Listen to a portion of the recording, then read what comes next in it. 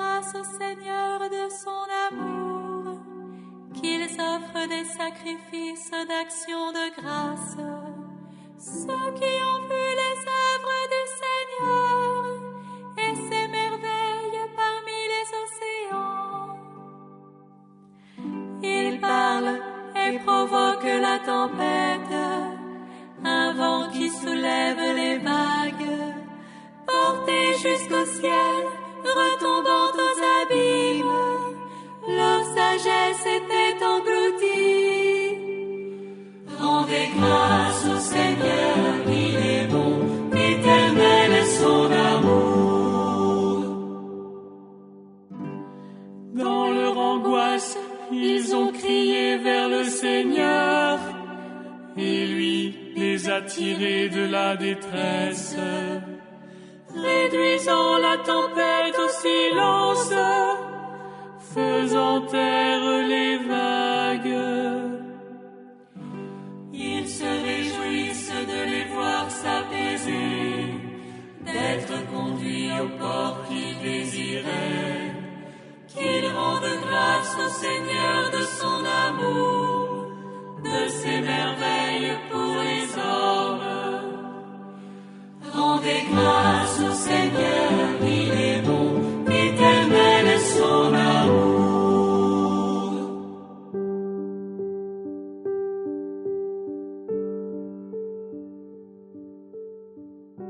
12e dimanche ordinaire, chers frères et sœurs, voici les lectures avant notre méditation. Le livre de Job, chapitre 38, le premier verset, et les versets 8 à 11. La seconde lecture est de la seconde épître aux Corinthiens, chapitre 5, versets 14 à 17. Et notre évangile de ce dimanche est tiré de Marc, chapitre 4, les versets 35 à 41. Chers frères et sœurs, bon dimanche à tous et à toutes. Je suis le Père Alphonse et heureux de vous retrouver pour notre méditation. L'évangéliste Marc se comporte avec nous comme le ferait un catéchiste, peut-être même comme un psychologue de la religion, nous allons le voir. Il relate l'incident de la tempête du lac de Tibériade en reprenant les expressions du livre de Jonas, le premier chapitre, les versets 4 à 6 de Jonas. Comme le prophète Jonas, Jésus dort dans la barque, tandis que celle-ci est agitée par les vagues et menace de couler. Les disciples réveillent Jésus, c'est le verset 38, comme ont fait les marins avec le prophète. Nous savons comment se poursuit l'histoire de Jonas. Il fut jeté à la mer parce qu'il était coupable et la tempête se calma. Mais dans l'épisode avec Jésus, les choses se déroulent bien évidemment de manière différente. Jésus se lève et calme la tempête, comme Dieu le fait dans le psaume de ce dimanche. Devant une figure si nouvelle, l'auteur de l'Évangile s'adresse alors à nous, lecteurs et lectrices, et par la bouche des disciples nous pose la question, nous prête la question. Qui est donc celui-là? Qui est Jésus pour toi? Qui est Jésus pour nous? Chers amis, chers frères et sœurs, dans l'Évangile de ce dimanche, en effet, nous partageons l'aventure des amis de Jésus pour une traversée inoubliable. C'était un soir, dit saint Marc. Le soir est venu comme dans nos existences, la nuit de la peur, la nuit du doute, la fin du jour et de ses certitudes éphémères. Jésus nous invite à avancer dans les profondeurs et à passer sur l'autre rive. C'est une invitation à un passage, à une Pâque, à un exode, passage à travers la mer Rouge pour le peuple élu, d'accord, libéré de l'esclavage et conduit à la liberté, mais aussi passage de la mort à la vie, le passage du Fils de l'homme libéré du péché et conduit à la gloire. L'autre rive est la rive de Dieu, la rive que l'on ne peut pas voir et dont Jésus révèle le chemin.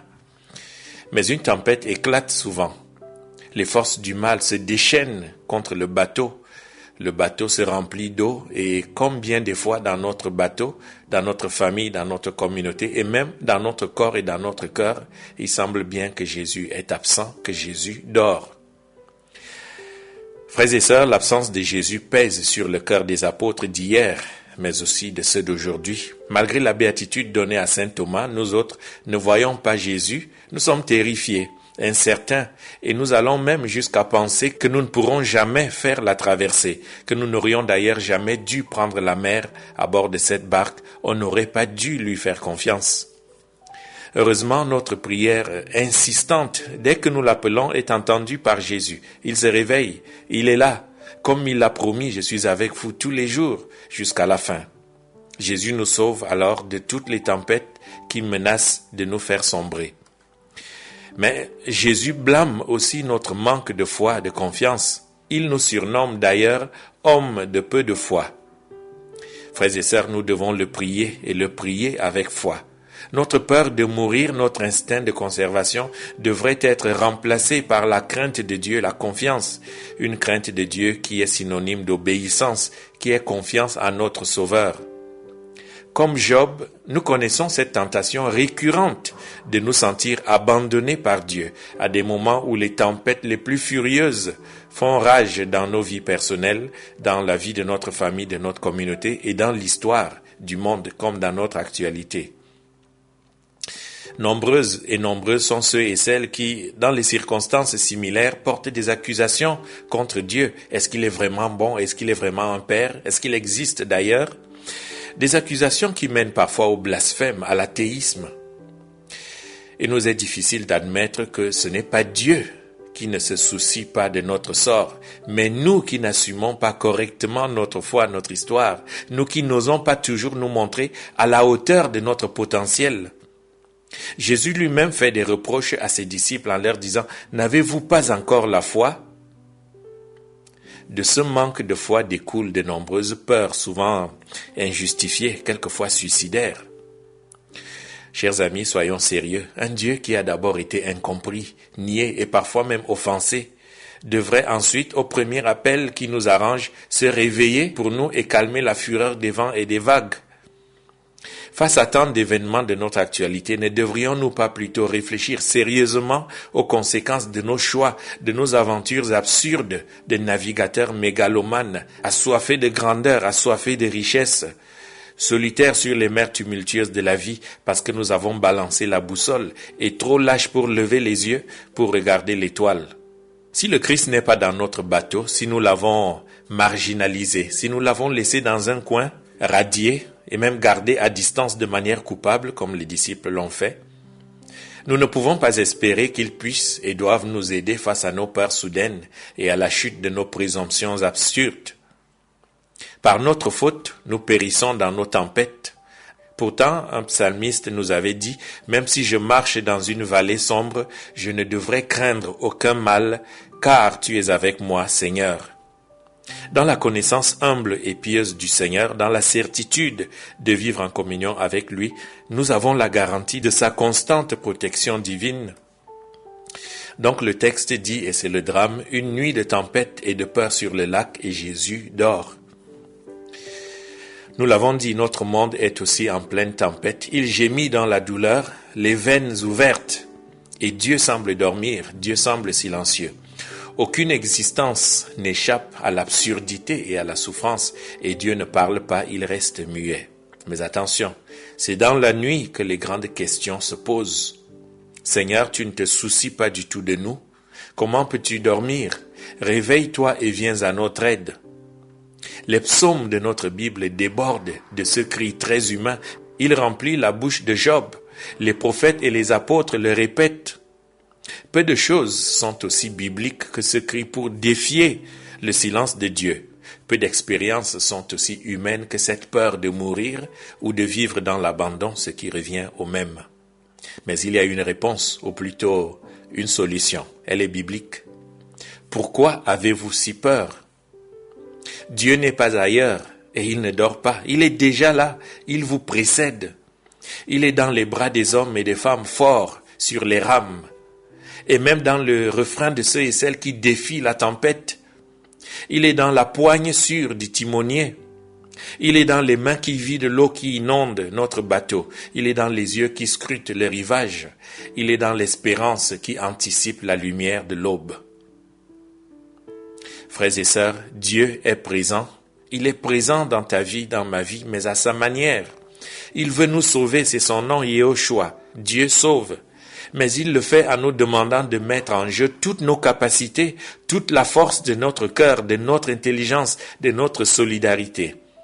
Il n'intervient pas à ta place, à ma place, il intervient avec moi, avec nous. Il ne me dispense pas de la traversée, mais m'accompagne même dans l'obscurité. Il ne me protège pas de la peur, mais il me protège au cœur de la peur, à l'intérieur de mes peurs. Tout comme il n'a pas sauvé Jésus de la croix, mais à travers la croix, à travers le vendredi saint, à travers le calvaire. Et à nous, éducateurs, ce message rappelle une chose fondamentale. Toute notre existence peut être décrite comme une traversée dangereuse, oui, quelquefois, un passage vers l'autre rive, celle de la vie adulte, à laquelle nous devons initier nos jeunes, la vie irresponsable, passionnante, bouleversante. Une traversée, c'est commencer un mariage, par exemple. Une traversée, c'est l'avenir qui s'ouvre devant un enfant. Une traversée, un exode orageux, c'est essayer de recomposer les lacérations et les larmes, guérir les blessures, retrouver des gens qu'on a perdus de vue ou avec qui on avait pris des distances, surmonter les peurs, c'est ça l'exode, sortir de nos complexes et de nos préjugés, refuser la mendicité et la médiocrité, le fatalisme, accueillir les pauvres, les étrangers, croire en tout être humain, etc. Il y a beaucoup de peurs le long de notre traversée. Une peur peut être légitime, mais les bateaux, frères et sœurs, n'ont pas été construits pour rester amarrés en sécurité dans les ports. Souvent, quand je vais vers Dieu et que je suis tenté de lui demander « Seigneur, ça ne te dit rien que je périsse ?» sans devenir complice de mes paresses, il me répondra toujours, non pas seulement par sa parole, par ses paroles, mais par ses gestes, par sa mort et par sa vie, sa résurrection. Et il me répondra toujours, je m'appelle Emmanuel, je suis là avec toi. Tu comptes tellement pour moi que j'ai compté les cheveux sur ta tête et je mesure, je ressens toute la peur de ton cœur. Je suis ici. Fais de moi un barrage, un bouclier, une frontière à ta peur. Je suis là dans le reflet le plus profond de tes larmes, comme une main forte sur la tienne, comme la raison pour laquelle ta fragilité devient justement le secret de ton invincibilité, aussi longtemps que tu t'appuieras sur moi.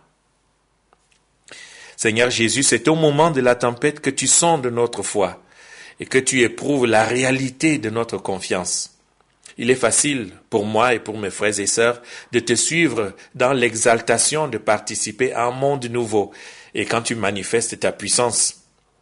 Mais tu as besoin de disciples sur qui tu puisses compter. Tu nous veux inébranlables dans la foi et tu nous éduques pour que nous n'ayons d'autre appui que toi.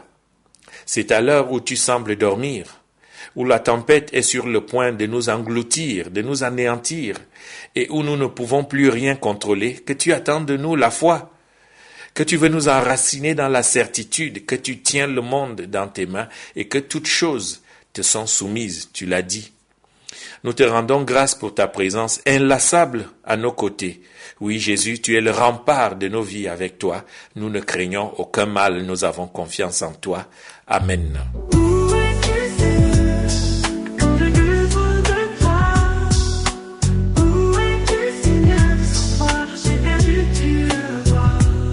Souvent quand je viens vers toi, mon Dieu, je voudrais que tu me serves à quelque chose.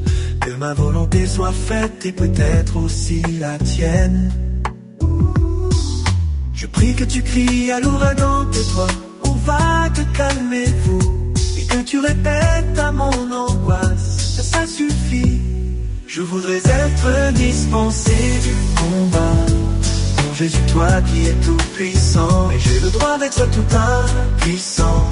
Passif, tu es tout, je ne suis rien. Mais tu m'appelles à ta persévérance, en multipliant mon énergie. Ta réponse est la force pour le premier coup de rame. À chaque coup de rame, tu le renouvelleras, car ainsi tu as toujours été notre force, pas autrement. Quand cette attitude de toi ne nous arrange pas, c'est la colère. Jésus, ça t'est égal qu'on meure en dirait. Je voudrais être dispensé du combat. Mon Jésus, toi qui es tout puissant, et j'ai le droit d'être tout impuissant. Passif, tu es tout, je ne suis rien. Mais tu m'appelles à ta persévérance, en multipliant mon énergie. Ta réponse est la force pour le premier coup de rame. Tu réponds par les gestes de Jésus, comme si tu voulais redire 1000 fois la vérité. Je me soucie de toi, de ta vie, tu comptes beaucoup pour moi. Je prends soin des moineaux du ciel et tu vaux plus que tous les moineaux. Je prends soin des lits des champs et tu es encore plus beau, plus belle. Je voudrais être réconcilié du combat. Mon Jésus, toi qui es tout puissant, et j'ai le droit d'être tout impuissant. Pas si tu es tout, je ne suis rien, mais tu m'appelles à ta persévérance, en multipliant mon énergie. Ta réponse est la force pour le premier coup de rame. Où es-tu, Seigneur, quand j'ai besoin de toi? Où es-tu, Seigneur? Sans toi je suis perdu, tu le vois. Tu es là, je sais que tu es là.